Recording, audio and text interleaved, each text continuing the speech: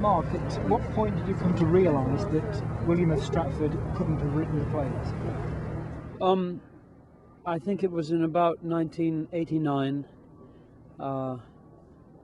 that I became interested in the Francis Bacon Research Trust.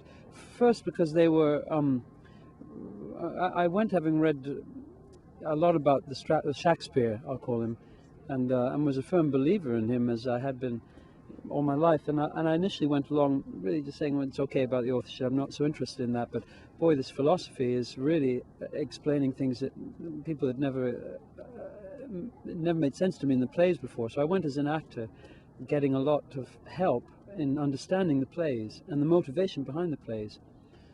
And then I was quite surprised to wake up. I remember it was in the morning. I woke up one morning and I was thinking of Shakespeare, and an image in my mind was no longer of this Stratford man, but was of someone with much more learning, and someone with a very different face. And I realized, I'm not so sure anymore. It's the Stratford man. And so it was a gradual thing. It wasn't a thing that suddenly, I was immediately convinced.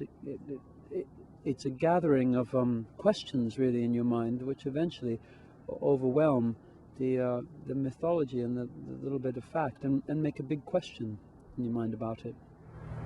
What led you towards Bacon, though, rather than to some of the other candidates?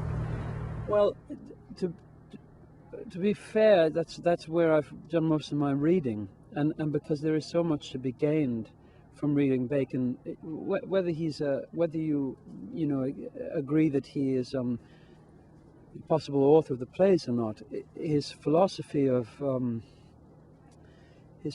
we should observe nature more closely is so aligned to the remarkable nature of the Shakespeare plays, which when you read the plays around the Shakespeare plays, what's remarkable about them is their observation of human nature is so fundamental and deep that they're transcending the fashions of different ages. In fact, they even transcend the brilliance of the language, because you can translate the plays into Zulu or Chinese or any language and any faraway culture, and the people will still feel this man is Chinese or this man was a Zulu. He understood us. And so the phenomena of the birth of modern science in Bacon and the birth of at that time of the drama, really looking at what actually were the causes and effects of people's actions.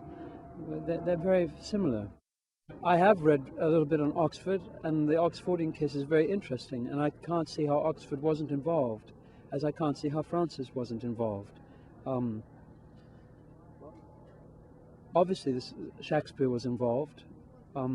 And obviously, whoever wrote the plays was quite keen for you not really to know much about the person. Even if you believe that Shakespeare wrote the plays, he did a pretty good job of covering his tracks. He must have had books. It isn't possible he didn't have books. There must have been correspondence. If he wrote the plays, he did a damn good job at making himself anonymous. And I think that's very important to the plays. If you take Hamlet's statement that the play is there to mirror nature, that the actors must mirror nature, then one of the facts about nature is that we don't know who created nature. It is a leap of faith, which different religious faiths lead you to a different feeling about.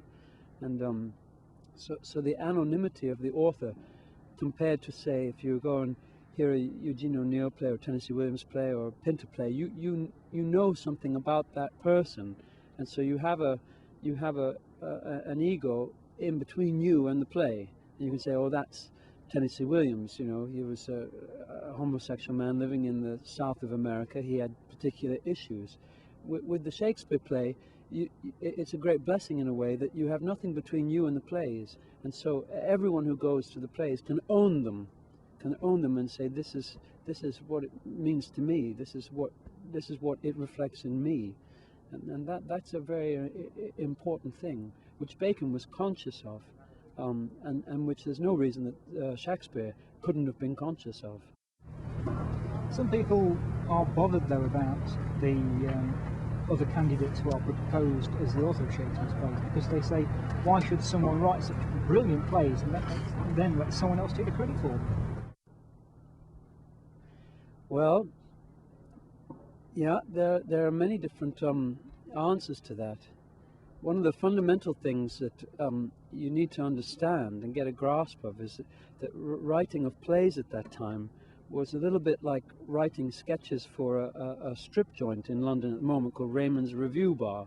I mean, it was that low, considered that low in society as an activity. It was really not even a full step away from criminal behavior.